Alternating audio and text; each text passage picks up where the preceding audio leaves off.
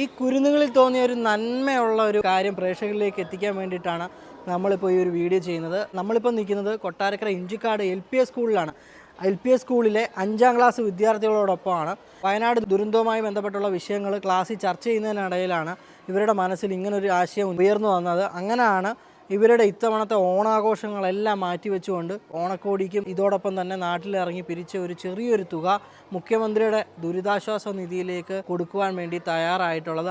കഴിഞ്ഞ ദിവസം ഇവരുടെ ഫോട്ടോ, ഈ ബോർഡ് പിടിച്ചുകൊണ്ട് നിൽക്കുന്ന ഒരു ഫോട്ടോ വിദ്യാഭ്യാസ മന്ത്രി ശിവൻകുട്ടിയുടെ ഫേസ്ബുക്ക് പേജിലൊക്കെ പങ്കുവച്ചിരുന്നു. മുഖ്യമന്ത്രിയുടെ ക്ഷണം അനുസരിച്ച് അടുത്ത ദിവസം ഇവർ തിരുവനന്തപുരത്തേക്ക് സഹായവുമായിട്ട് പോവുകയാണ്. അപ്പോൾ അതിൻ്റെ വിശേഷങ്ങളും കാര്യങ്ങളുമാണ് ഇന്ന് കൊട്ടാരക്കര ന്യൂസ് നിങ്ങളുമായിട്ട് പങ്കുവയ്ക്കുന്നത്.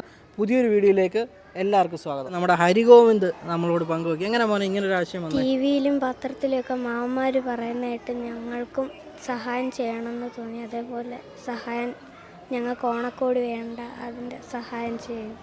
ഓണക്കോടിയൊക്കെ മേടിക്കാൻ വെച്ചിരുന്ന പൈസയാണോ ഇപ്പോൾ ഇതെടുത്ത് കൊടുക്കുന്നത്? പിന്നെന്തൊക്കെ ചെയ്ത്? വീടിനടുത്തുള്ളവരുടെ കയ്യിൽ നിന്നൊക്കെ പൈസ മേടിച്ച് കൊടുക്കാൻ തീരുമാനിച്ചു. അങ്ങനെ എത്ര രൂപ വരെ കളക്ട് ചെയ്ത്?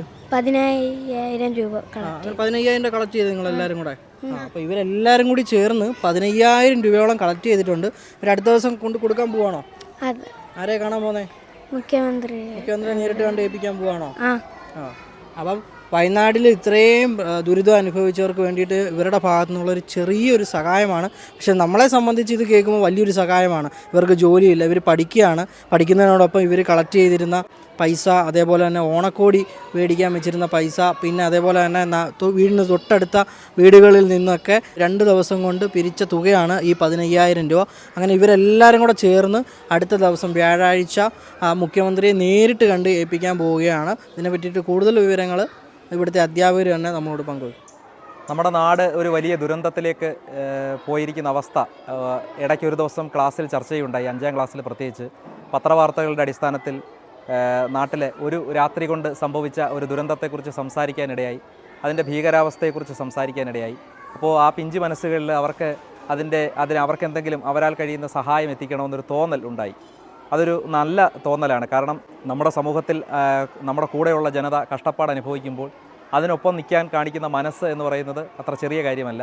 ഞങ്ങളാൽ കഴിയുന്ന ചെറിയ പ്രോത്സാഹനം അവർക്ക് കൊടുക്കുകയുണ്ടായി. എന്ത് ചെയ്യാൻ പറ്റും എന്നുള്ള ചോദ്യത്തിന് മറുപടിയായിട്ട് അവർ തന്നെ പറഞ്ഞതാണ്, ഞങ്ങൾക്ക് ഈ പ്രാവശ്യം ഓണം വേണ്ട, ഓണക്കോടി വേണ്ട, ആ പൈസ അവിടെയുള്ള കുട്ടികളിലേക്ക് എത്തിക്കാൻ ആദരണീയനായ മുഖ്യമന്ത്രിയുടെ ദുരിതാശ്വാസ നിധിയിലേക്ക് സംഭാവന ചെയ്യാമെന്നൊരാശയം അവരായിട്ട് തന്നെ മുന്നോട്ട് വെച്ചു. ഞങ്ങൾ ഒപ്പം നിന്നു. അങ്ങനെ നമ്മളാൽ സമാഹരിച്ച കുറച്ച് കുട്ടികൾ മാത്രമേ ഉള്ളൂ ഈ സ്കൂളിൽ.